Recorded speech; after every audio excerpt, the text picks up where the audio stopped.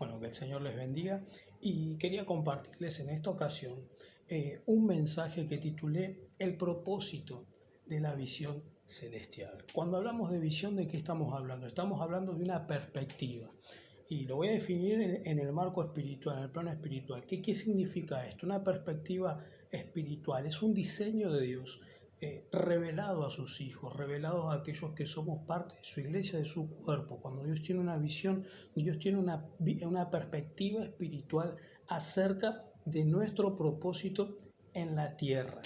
Y quería compartirles en el libro de Hechos, capítulo 22, versículo 13, para dar un poco más de luz a este mensaje. Hechos 22, versículo 12. Dice: entonces uno llamado Ananías, varón piadoso según la ley, que tenía buen testimonio de todos los judíos que allí moraban, y vino a mí y acercándose me dijo: hermano Saulo, recibe la vista. Y yo en aquella misma hora recobré la vista y lo miré.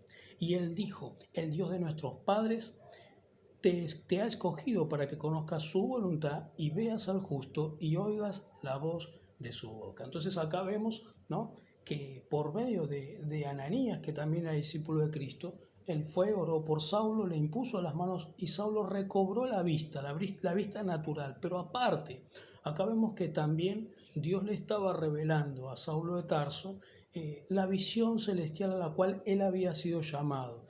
No solamente por lo que le había dicho Ananías, sino por el encuentro anteriormente que Saulo había tenido en el camino de Damasco con Cristo. Ahora vamos a ver lo siguiente. El apóstol Pablo, a través del relato de su conversión, busca persuadir a los judíos acerca del poder que tiene una visión que se concibe en Cristo. El apóstol sabía que no sería fácil llevar a cabo la visión celestial que Dios le había dado, pero él también sabía que no podía desobedecer, ya que esa visión estaba por encima de su propia vida. Y vamos a ver en Hechos capítulo 26, versículo 19, un versículo más donde también nos da claridad sobre esto. Fíjese lo que le dice el apóstol Pablo al rey Agripa: por lo cual, oh rey Agripa, no fui rebelde a la visión celestial. ¿Sí? Acá está dando la pauta justamente que esta visión está por encima de nuestra propia vida. Era lo que el Pablo le estaba diciendo al rey Agripa: no desobedecí a esta visión celestial. ¿Por qué? Porque esta visión está por encima de mí. Ahora, esto nos da claridad en cuanto a una cosa, que la visión de Dios trae propósito a nuestra vida. ¿Sí? Esto nos da luz y nos da claridad al saber y entender que cada uno de nosotros como hijos de Dios, ¿sí?, tenemos un propósito, que Dios tiene una visión celestial para nuestra vida. Ahora, ¿cuáles son los propósitos de recibir esa visión celestial en nuestras vidas? ¿Para qué? ¿Por qué es necesario, ¿no?, que yo reciba, ¿sí?, esa visión celestial en nuestras vidas? ¿Cuáles son esos propósitos de recibir esa visión celestial en nuestras vidas? El primer propósito que nosotros vamos a ver es conocer y obedecer a la voluntad de Dios en nuestra vida. ¿Sí? El primer propósito es conocer y obedecer a la voluntad de Dios en nuestra vida. En cuanto a identidad, primeramente, lo que yo voy a hacer. Fíjense, en Hechos 22:15, cuando Ananías le dice, ¿no?, porque serás testigo suyo a todos los hombres de lo cual has visto y has oído. En segundo lugar, ¿sí?, el propósito es conocer y obedecer la voluntad de Dios en nuestra vida en cuanto a la instrucción, es decir, ¿qué es lo que yo voy a hacer?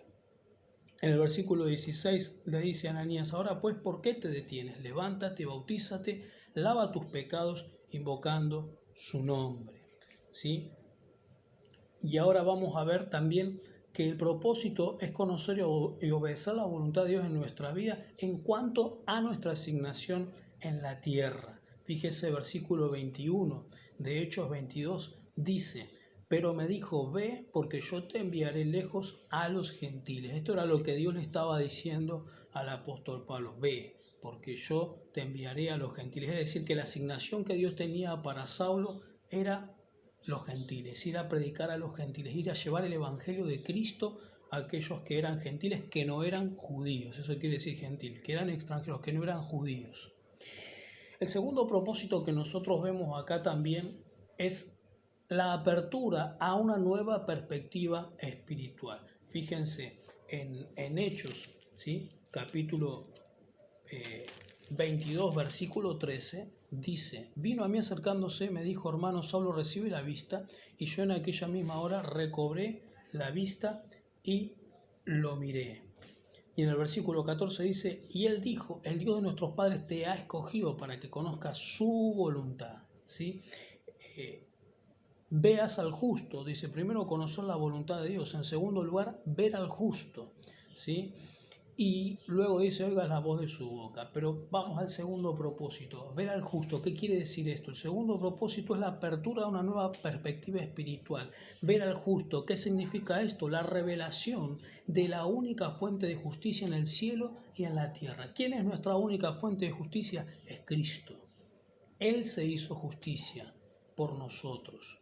Dicen las Escrituras que Jesucristo se hizo maldición para cargar sobre Él nuestras maldiciones. Por lo tanto, nosotros que estábamos destinados a ser condenados por nuestro pecado, que estábamos condenados, sentenciados a vivir bajo maldición, Cristo nos redimió del pecado, de la maldición, las cargó sobre su propio cuerpo e hizo justicia en Él. Es decir, que entonces que Jesucristo es nuestra única fuente de justicia en el cielo y en la tierra. Por eso dice, el propósito de esta apertura a una nueva perspectiva espiritual es ver al justo. Si nosotros no vemos a Cristo, no vemos la justicia de Dios a través de Cristo, difícilmente vamos a poder conocer cuál es la visión que Dios tiene para nosotros. La revelación de la única fuente de justicia en el cielo y en la tierra es Cristo, ¿sí?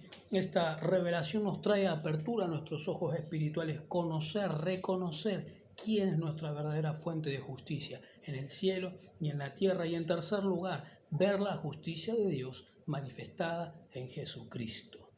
Y esto, todo esto que les hablé recién, tiene una decisión que es determinante. Que nosotros nos propongamos ver al justo, que nosotros nos propongamos ver al objeto, ¿sí? de nuestra justicia.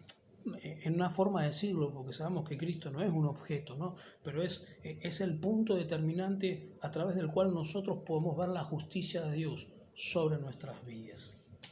Y el tercer propósito, ¿sí? Para poder conocer esta visión celestial es oír su voz, ¿sí? ¿Para qué? Para que reciban por medio de su voz guía y enseñanza. Salmo 32:8 dice: te haré entender y te enseñaré el camino que tienes que andar. Mis ojos están puestos en ti.